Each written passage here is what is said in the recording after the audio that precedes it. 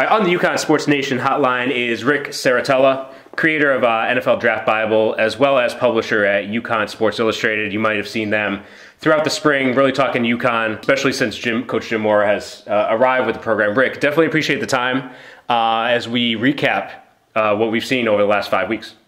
Yeah, absolutely, man. Glad to be here, man. Love what you guys do at UConn Country, and we've been, waiting and anticipating to that August 27th kickoff against Utah State. It's been a lot of fun to watch what's happening in stores right now.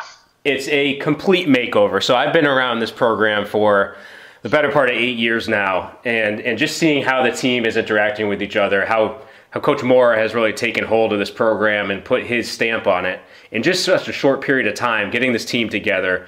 Such change, a lot of newcomers arriving with the program, but everything seems smooth. I mean, spring practice, and it's also a new group of coaches that are working together for the first time. Just your overall thoughts on what Jim's brought to this program and his leadership and what he's done so far through 5 weeks.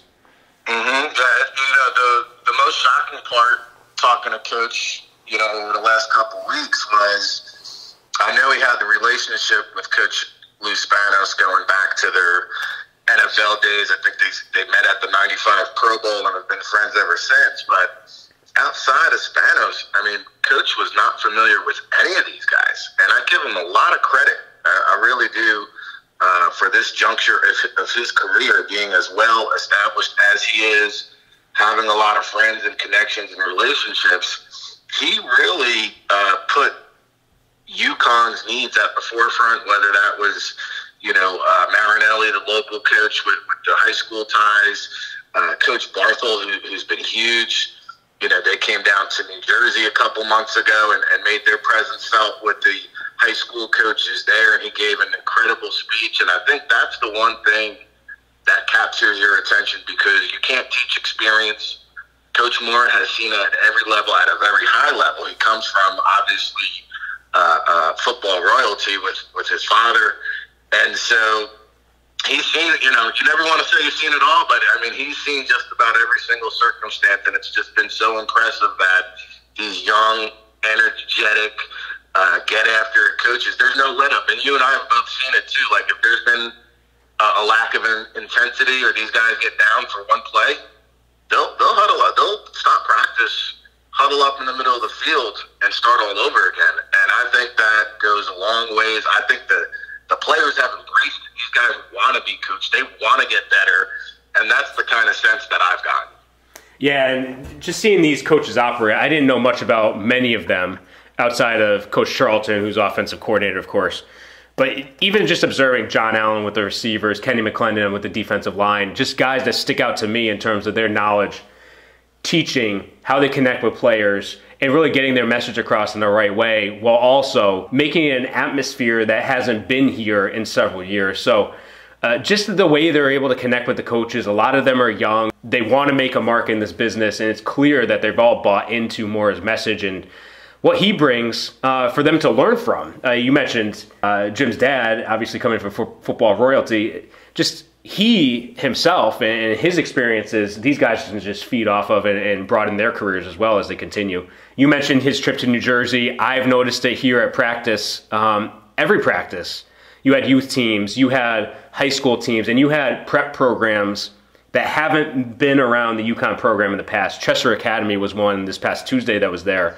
They consistently are funneling guys to programs like Alabama with Josh Jobe, and I know Nick Saban's up here quite a bit looking at that program every now and then, as well as some other high-profile programs around the country like Michigan and Jim Harbaugh.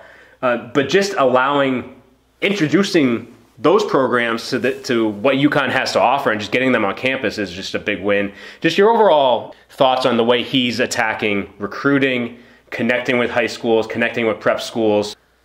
Well, I think that every practice I've attended, there's been a slew of highly touted recruits, local area coaches, as you mentioned.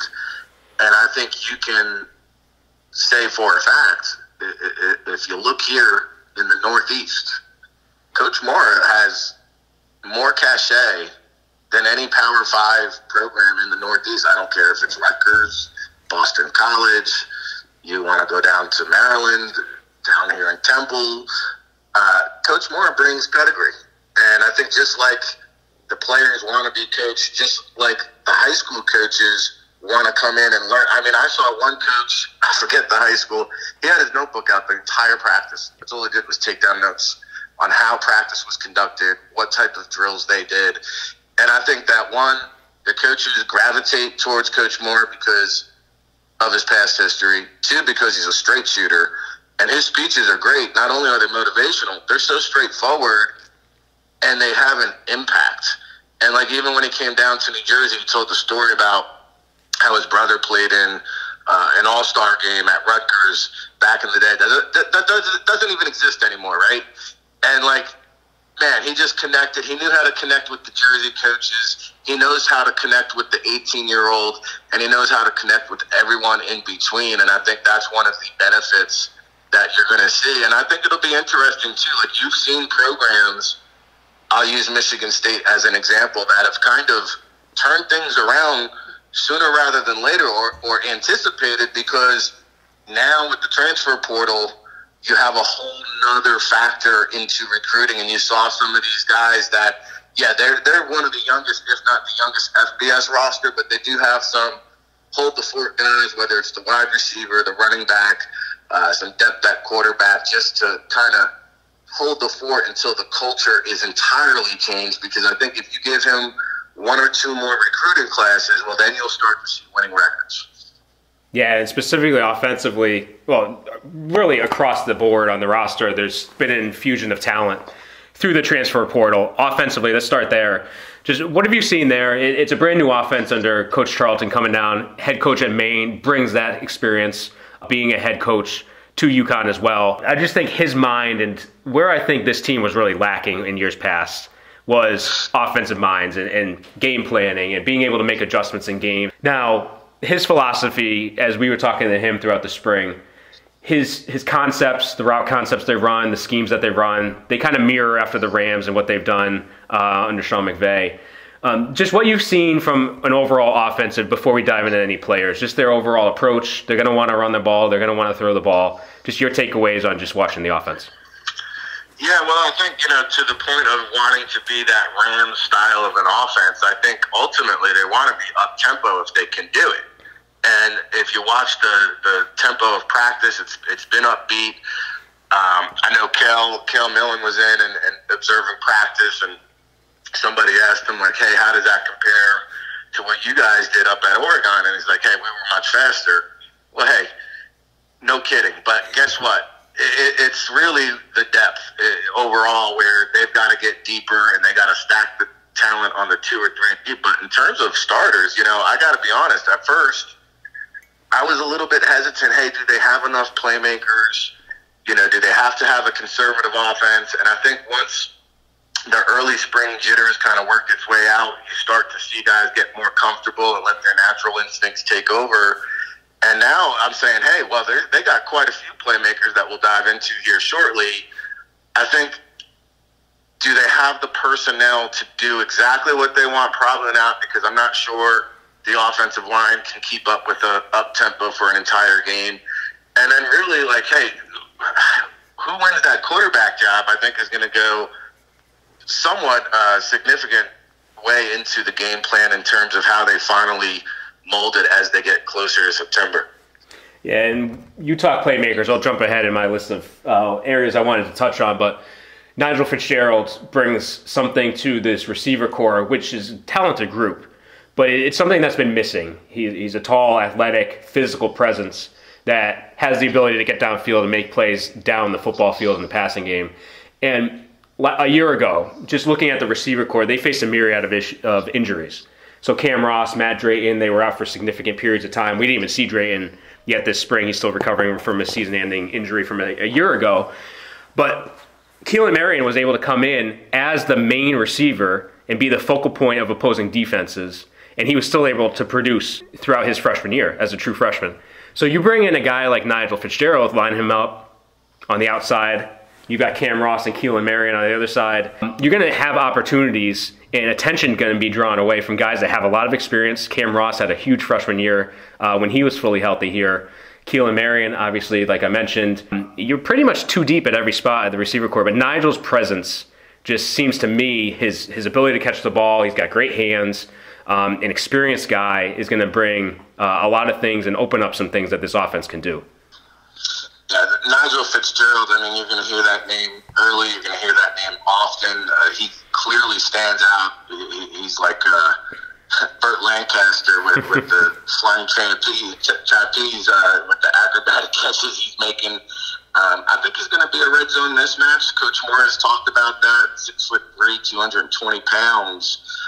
He comes over now from Old Dominion there, and you mentioned the injuries. Like, that's really, and we're talking wide receivers now. Whereas, like, I was like, hey, they have the playmakers. Obviously, Keelan Marion, what a fantastic freshman season he had.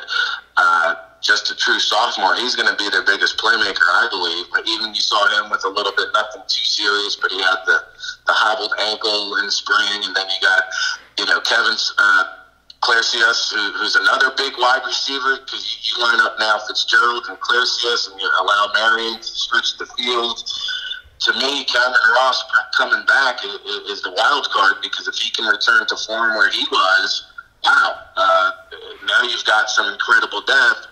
But durability is going to be an issue, and now you're saying, hey, how are we going to feed all these mouths? Well, injuries have a funny way of kind of working that out. Yeah, and the guy that's going to be getting him the ball is going to be a competition, and additional guys to that competition are added this summer. You mentioned Cale Millen, Taquan Roberson, who really separated himself from the competition in my mind this spring. He struggled early on, really calmed himself down throughout the last 5 weeks, was very accurate with the ball, was making quick decisions. He seemed a little rusty in the showcase on Friday, a little jitters probably, a little nerves. Coach Morris said a lot of the team had that early on, but he settled down. Just your take on Taquan Roberson, a Penn State transfer, highly recruited out of the state of New Jersey, knew some of the guys on the staff. It's how he ultimately landed here. Just what he brings to the table, and ultimately where you think the quarterback competition is going to be with Stephen Krajewski and also Tyler Pumakan also coming back, who has experience coming back from an injury.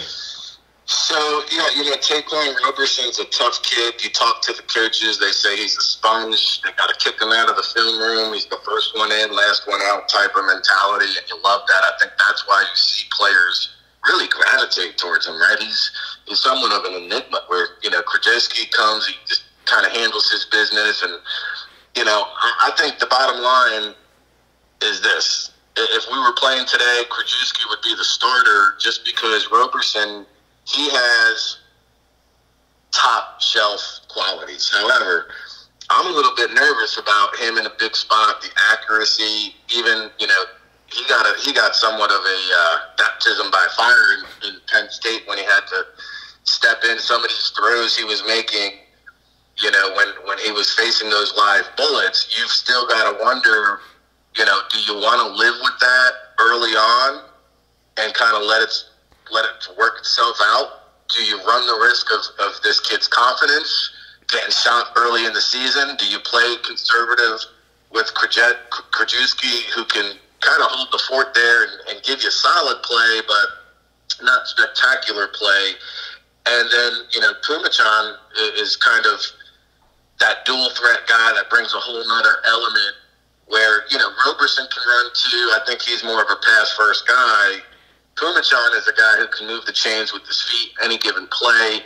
I would even consider working in, if the quarterback play isn't consistent, I would have specialty packages with Tyler there and kind of work him in, even if I know he's not a big guy like Tyson Hill, but you can use him in a similar type of role, I believe, at the collegiate level. And, talking to a lot of folks that came in and out of practice, you could state a case the best quarterback was finally in the building when Cale Millen did come to town and observed practice for a couple days and had a chance to chop it up with his dad a little bit. He was a college roommate of Coach Moore, I think, like 40 years ago, so that was an interesting side note.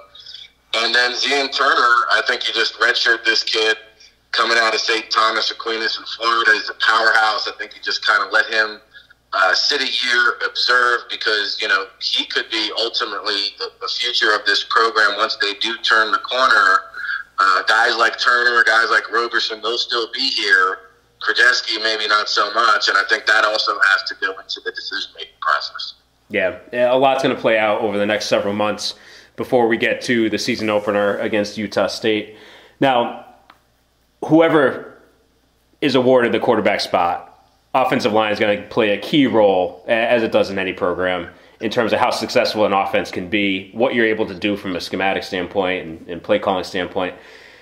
They brought in a guy, a center, Jake Guidone, who has a lot of experience coming in from Dartmouth. Just your overall thoughts on the offensive line, how they've come together. They moved some guys around that used to play inside, now playing outside at tackle, Chris Fortin, for example. Just the depth there, I feel like they're going to be looking for another guy maybe in the portal just to add to the depth. To me, the first team looked pretty decent, but they still need to build up that depth at the second level. Yeah, I mean, depth is going to be a concern. I mean, you win inside the trenches, and UConn's going to lack depth on both offense and defensive side of the ball. And, if we're being honest, I do have concerns with the offensive line. I love Jake Guidone, who they brought in from Dartmouth, I believe, the Ivy League, multiple first-team selection there. Obviously, a very smart individual there, so you have almost like another coach in the middle of that offensive line. But what I noticed about him in spring camp, one-on-ones, this kid's got a stout anchor, man. Like, he is hard to move, and especially if you come at him with that bull rush. Jake Guidone, I mean, this guy's got some phenomenal lower body strength. He's tough as nails. He brings that tenacity that I like from my offensive linemen in the trenches. And then Christian Haynes, you can argue, is maybe possibly the most talented player on the team. He's got that bubble butt frame that scouts look for. I think this is an NFL prospect at the next level. He has 2 years of eligibility left. And I think Christian Haynes and Guidone next to each other, that's probably the strength of your offensive line. And then, replacing Ryan Van Denmark is going to be a monumental task. I've seen Valentin Sen, the big Austrian, I should say. He has potential. He has the tools to make it work, but it's still a work in progress. And I think what you need, especially out of some of these other guys, and whether it's Christopher Fortin or Chase Lunt coming back from injury at right tackle, and even the left guard, Bafori Noel, we'll just call him Noel. And I think all those guys need to work on their bend, work on staying lower consistently, and really that low center of gravity. And Valentin Sen, he's got to be careful because he gets caught upright a little bit too much for my liking, and he could tend to struggle with some speed off the snap of the ball if he doesn't tighten that up. And this team gave up a lot of sacks last year. They gotta cut that down, and I think it starts with the fundamentals. But that bend and that waist and those ankle bend, and we need to get some yoga going on or something. We got to talk to coach. I mean, we gotta get these guys waist bending. And they will be adding some guys from the recruiting class this summer as well. Ben Morawski from St. Thomas More is one guy that potentially could compete for a spot there. He looks big. He's got the size. He's got the athleticism. So if there's anybody that potentially has a chance to break the two deep on the offensive line as a true freshman, I think it could be him. So we'll see how that plays out. Now, switching over to defense. Coach Spanos resuming his defensive coordinator duties. You mentioned his relationship with Coach Mora from the past. 3-4 system is basically what they played all spring. So it seems that Coach Spanos is going to have more freedom to call his game as opposed to what he had a season ago at the start of the year, at least. What's your overall take on the defense? You mentioned a little light on the defensive line. They have some transfers that have come in. They've moved Kevon Jones back to linebacker. They got another commit that's coming in from Texas Tech, Randall, who's going to be able to play some linebacker. Just adding some depth there. Just your takeaway is just observing the defense and where they need to focus on between now and kickoff. Sure, and I think that I spoke to Coach Spanos, and he said that it's still to be determined. And I saw what you saw. It was a 3-4 base the whole entire spring.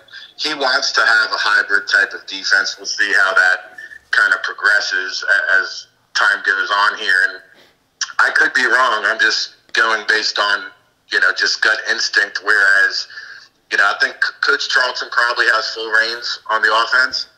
However, I do think Coach Mora is going to have his paw prints on some of the defensive schematics, and that's where his heart kind of lies, on the defensive side of the ball, and I think that's a big reason why he retained Coach Spanos, is because of the familiar relationship and trust that he could have, Spanos kind of steering the ship. But I do think it'll be a collaborative effort.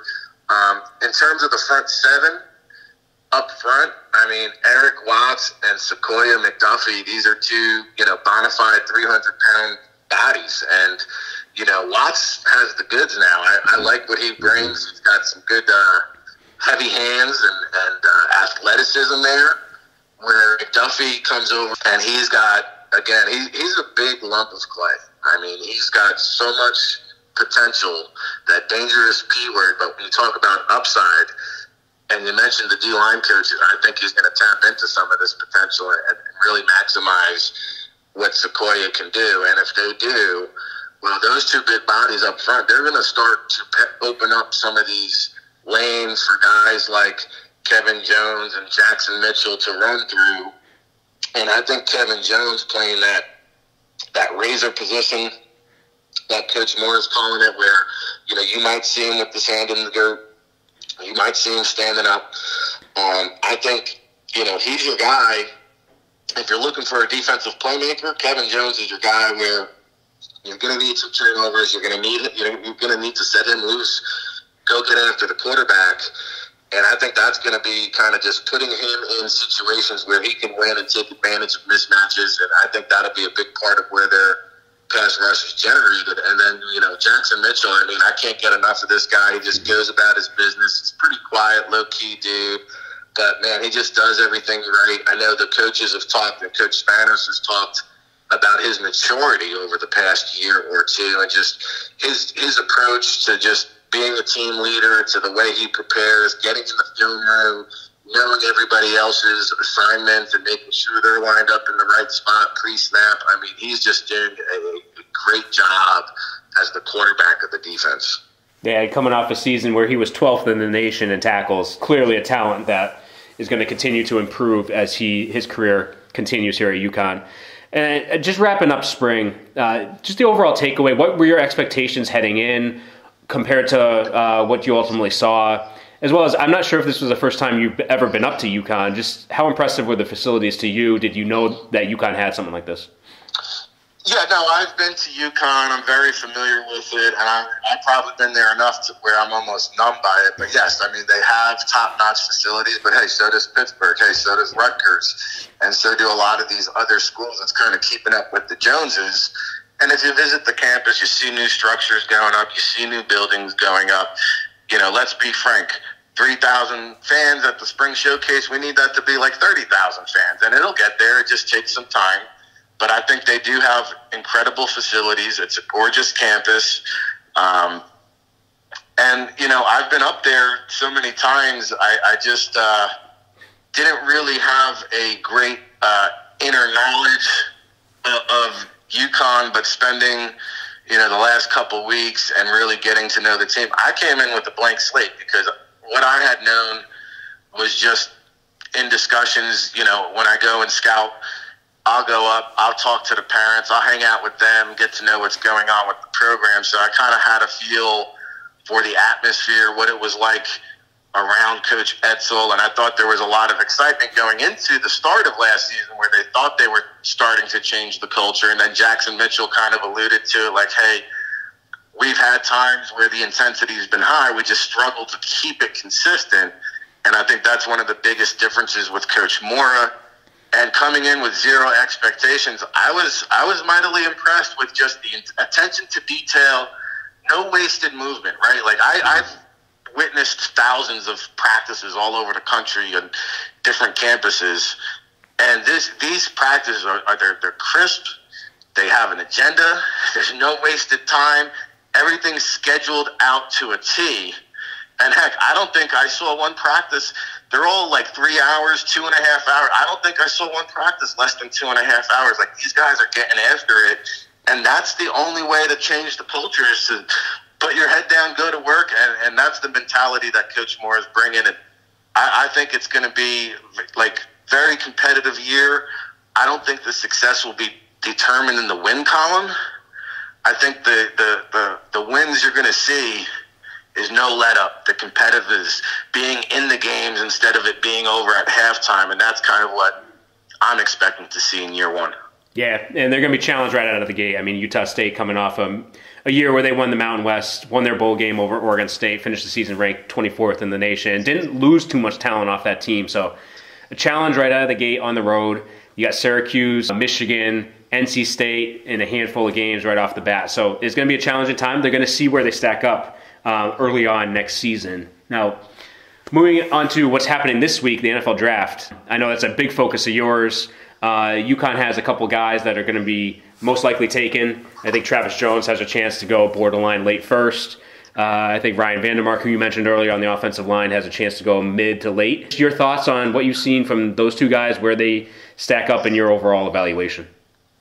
Yeah, I mean, I think Travis Jones was one of the big winners down at the Senior Bowl. He departed Mobile with his stock just skyrocketing. Then he had a strong combine to follow it up. I was at the pro day there at Stores where he did positional work and looked very good doing that. That was a long workout, I think, too, that the offensive line and defensive line both got out at the pro day. And so Travis Jones, I mean, this guy, when you talk about defensive tackle prospects in this year's NFL draft, there's Jordan Davis out of Georgia, there's Travis Jones out of UConn, and then there's a giant drop-off. And because of that, I think, just like you alluded to, I think there's a really good shot that he gets drafted somewhere in the back end of the first round. I think he's somebody that you can plug and play and be a potential instant starter at the next level. And wouldn't that be great for recruiting purposes to have a first-round pick for UConn? And then you mentioned Ryan Vandermark, who, you know, I think he really boosted his stock as well over at the East-West Shrine game. He went in, really performed well throughout the course of the week during those practices, which the scouts value a lot. And then his pro day, like his 40-yard dash didn't stack up to some of the times that you saw out at Indianapolis, but his shuttle times, his three-cone, his broad, his vertical, they all showed the kind of explosive athlete that he can be. Now, I've spoken to Ryan, too. He's got to work on that bend and maintaining that weight, because I think at he's somewhere around 309, 310, somewhere in that range. His frame, I mean, he can still pack on 10 to 15 pounds, I believe. And I think he offers some of that swingman versatility. Like, hey, every team in the NFL could probably use at least one tackle. I think Ryan can come in, kind of be that swingman who backs up the left tackle, backs up the right tackle, and maybe down the road he develops into a starter. And I'll tell you what, Omar Ford, who I had a chance to kind of watch his pre-draft process. He was training here in New Jersey, and I had a chance to pop in over at the Chess Football Academy. When you talk about what the modern NFL day linebacker looks like, it looks like Omar Ford. I mean, this guy's ripped. He's athletic. He's fast. He's quick. He can cover a lot of ground now. I don't think he's going to get drafted, but when you're talking about priority free agents signing after the draft, NFL bloodlines, I think Omar Ford's going to be in a training camp fighting for a 53-man roster.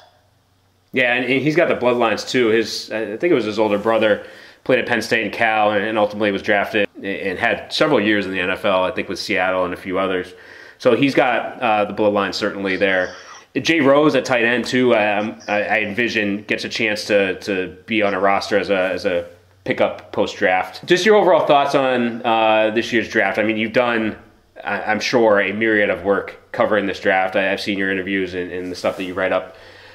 Just how busy is this week for you? Just the overall thoughts of this draft, quarterback-wise, skill position-wise. What are your thoughts heading in?